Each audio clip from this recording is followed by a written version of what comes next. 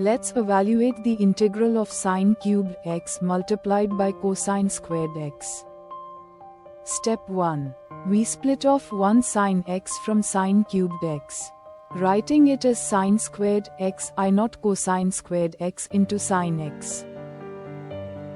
Step 2. We replace sin²x using the identity. sin² equals 1 minus cos²x. Step 3. Now we use the substitution t equals cos⁵x.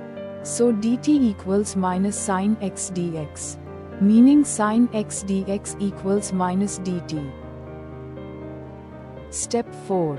Substituting in.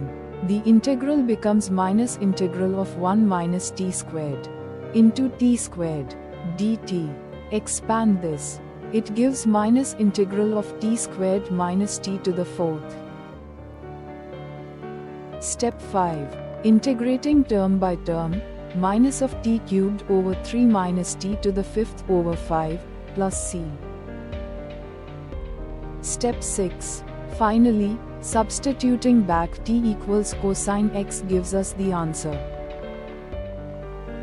The final answer is cosine to the fifth x over 5, minus cosine³ x over 3, plus c. Great work! Like and subscribe for more integration techniques.